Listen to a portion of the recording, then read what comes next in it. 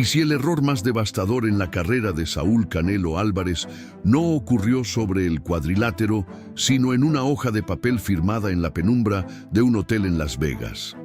Ante las cámaras del periodista Ariel Helwani, el campeón mexicano rompió el silencio para admitir lo que hasta hoy era un secreto a voces, que su mente no estaba en la pelea y que su equipo firmó un acuerdo sin exigir la cláusula de revancha inmediata contra Terence Crawford. Mientras la prensa oficial intenta vender esto como un simple despiste, en Estados Unidos, figuras como Stephen A. Smith, Joe Rogan y Oscar de la Hoya afirman algo mucho más oscuro y revelador. ¿Por qué el hombre más poderoso de la industria del boxeo aceptó un contrato que lo dejaba completamente acorralado y sin salida ante la amenaza implacable de David Benavidez?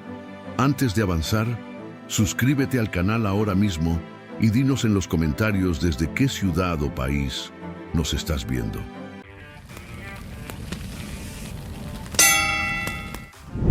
Durante más de una década, la versión oficial sostuvo que Saúl Álvarez mantenía el control absoluto de cada negociación, de cada bolsa multimillonaria y de cada punto porcentual del pago por evento. Sin embargo, las recientes declaraciones del propio Canelo han agrietado esa armadura de invencibilidad que parecía indestructible ante los ojos del mundo. Admitir públicamente que su foco mental estaba fracturado en la semana previa al combate y que su entorno firmó un contrato sin derecho a revancha automática no es una simple autocrítica inocente.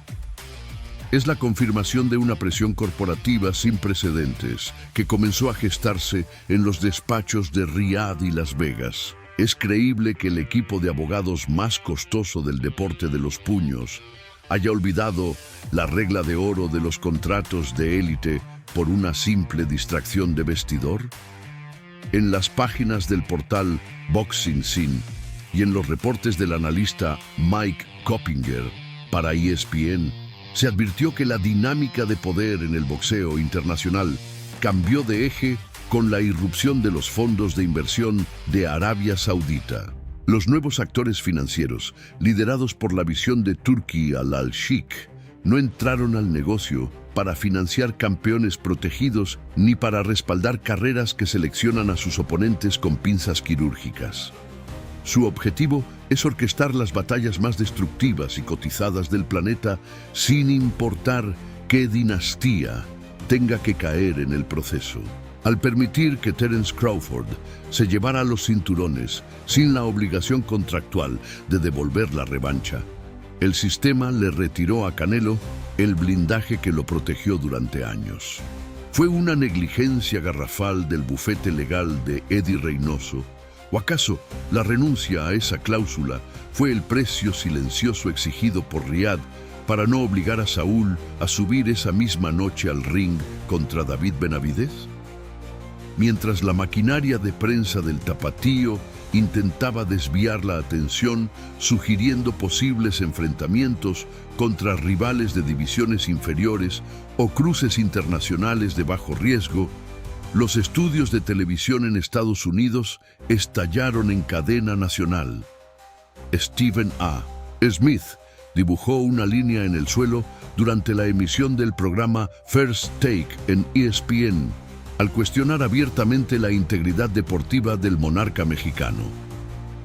Smith expuso que rechazar una bolsa garantizada de $150 millones por enfrentar al llamado monstruo mexicano ya no podía justificarse bajo el gastado pretexto de las cadenas televisivas o el reparto del pago por evento. Cuando un peleador rechaza la cifra más alta de toda su trayectoria para no medir fuerzas contra el clasificado número 1 de su categoría, la narrativa de la gran estrella de los negocios se derrumba por completo. ¿Hasta qué punto el orgullo de un rey nacional puede resistir el escrutinio público cuando los mismos analistas que lo coronaron hoy lo acusan de evadir el peligro real? Analistas de prestigio como Teddy Atlas y el ex campeón mundial Oscar de la Hoya, a través de sus plataformas oficiales y declaraciones en Fight Hub TV, han señalado un patrón matemático en la selección de rivales del Canelo Team. Nadie en su sano juicio puede dudar del valor ni de la trayectoria de un hombre que ha conquistado coronas en 4 divisiones distintas. Lo que hoy está en debate son los límites inflexibles de la física y de la psicología cuando se llega a la cima del boxeo. Las observaciones realizadas por Joe Rogan en su espacio de debate revelaron un detalle que pocos periodistas de transmisión oficial se atrevieron a mencionar. Desde aquella amarga noche en que sucumbió ante la distancia y la técnica fría de Dimitri Bivol en las 175 libras, el campeón tapatío comprendió el riesgo catastrófico de encarar a peleadores con un tonelaje natural superior y una estatura dominante. ¿Por qué arriesgar la estatua de bronce construida durante 15 años contra un noqueador voraz, cuando se pueden abarrotar estadios frente a opciones infinitamente más seguras?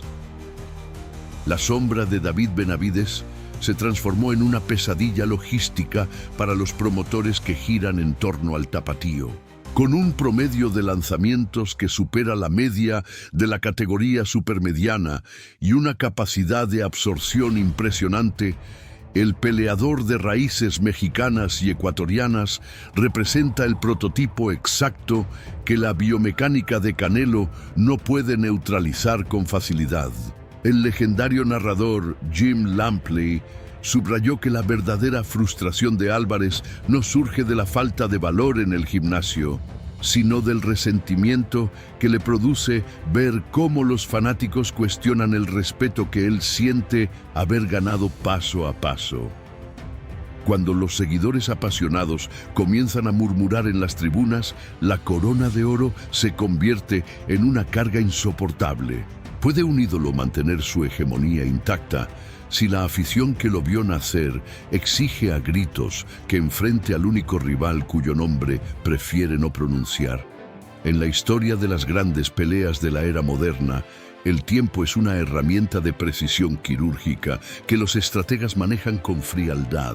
El legendario Roy Jones Jr. argumentó en TalkSport que dilatar un combate masivo no es necesariamente un acto de temor físico, sino una maniobra financiera para agotar la paciencia del mercado y elevar la bolsa hasta cifras nunca antes vistas.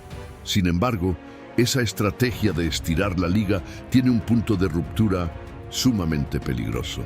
Cuando el aspirante joven y hambriento entra en su pico de rendimiento físico, mientras el campeón veterano acumula el desgaste natural de docenas de batallas encarnizadas, la espera deja de ser un negocio rentable y se convierte en un riesgo desproporcionado.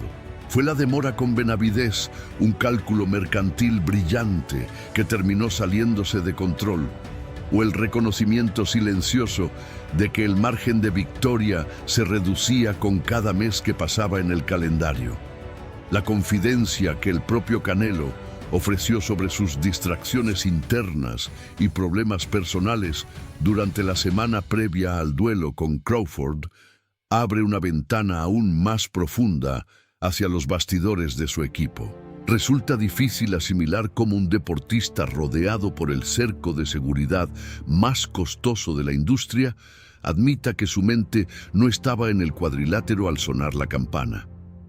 Fuentes citadas por portales como Izquierdazo y Los Angeles Times en español sugieren que las tensiones entre las exigencias comerciales de Medio Oriente y el control absoluto que históricamente ejerció Eddie Reynoso generaron un cortocircuito en la concentración de la esquina. Cuando los compromisos corporativos interfieren con la disciplina de un campamento de élite, la estrategia sobre el tapiz comienza a agrietarse. ¿Quién presionó a Saúl para subir al escenario en Las Vegas si sabían perfectamente que la fortaleza mental de la esquina estaba comprometida? El analista y ex campeón mundial Paulie Malignaggi expuso en Pro Box TV que la ausencia de la cláusula de revancha automática no fue una omisión secundaria de los abogados, sino una jugada maestra de Terence Crawford para mantener el dominio absoluto de su destino. Crawford comprendió que al no firmar un compromiso de retorno, quedaba completamente libre para gestionar su retiro en la cumbre o exigir bolsas estratosféricas si decidía volver a ponerse los guantes. Al aceptar esas condiciones, redactadas bajo la supervisión de los asesores norteamericanos, Canelo cedió la única palanca de presión que lo mantenía como el dictador absoluto de las condiciones en el negocio del boxeo. Se dio cuenta el campeón tapatío de que había perdido el control de la mesa de negociación en el preciso momento en que estampó su firma en aquel documento. Las repercusiones en la prensa mexicana no se hicieron esperar, y analistas con la severidad de David Faitelson en ESPN calificaron este episodio como el síntoma más evidente del ocaso de una era. La narrativa de que Saúl peleaba exclusivamente por el honor de su bandera y el legado histórico se ha agrietado bajo el peso de las decisiones financieras. Los aficionados que antes abarrotaban las arenas en Las Vegas durante las fechas patrias de mayo y septiembre, hoy muestran señales de cansancio ante combinaciones que perciben como predecibles. Incluso figuras del calibre de Julio César Chávez y Juan Manuel Márquez han expresado en diversas entrevistas una mezcla de respeto profesional y amarga decepción estratégica. La afición hispana no exige que sus ídolos sean invencibles dentro del ring, pero jamás perdona la impresión de que un guerrero esté calculando los riesgos para evitar un intercambio feroz. ¿Qué le queda a un gigante del deporte cuando el público que lo sostuvo desde sus inicios empieza a corear el nombre de su mayor amenaza? Los datos de audiencia analizados por plataformas especializadas confirman que el interés del público no se centra únicamente en el intercambio de puños, sino en el drama humano que se cocina detrás de las cámaras de televisión. El choque entre el deseo de preservar un legado impoluto y la presión implacable de los medios estadounidenses ha colocado a Canelo en un callejón sin salida estratégica. Max Kellerman comparó la posición actual del mexicano con los últimos capítulos de otras leyendas del pasado que intentaron manipular la selección de sus oponentes solo para ver cómo la percepción pública terminaba juzgándolos con mayor severidad. Intentar blindar un récord de manera obsesiva suele desencadenar la pérdida del respeto popular, que ningún dinero puede volver a comprar. ¿Aceptará Saúl Álvarez las condiciones de la nueva era para demostrar su superioridad o preferirá que su reinado concluya bajo la constante sombra del desacuerdo? La encrucijada que enfrenta la carrera de Saúl Álvarez tras las revelaciones de este periodo va mucho más allá de colgarse un nuevo cinturón sobre el hombro o de sumar varios ceros a sus cuentas bancarias. Se trata del juicio definitivo que la historia del boxeo dictará sobre su nombre cuando decida alejarse de las luces del ring. Si las cláusulas secretas y las decisiones de vestidor dejan de funcionar como escudo protector frente a la exigencia de la fanaticada, el único camino que le resta para acallar las críticas de la prensa internacional es el riesgo total. ¿Tendrá el ídolo tapatío la determinación de dar un paso al frente y firmar el contrato que el mundo entero lleva años esperando? ¿O permitirá que el estigma de no haber enfrentado al monstruo mexicano lo persiga por el resto de sus días?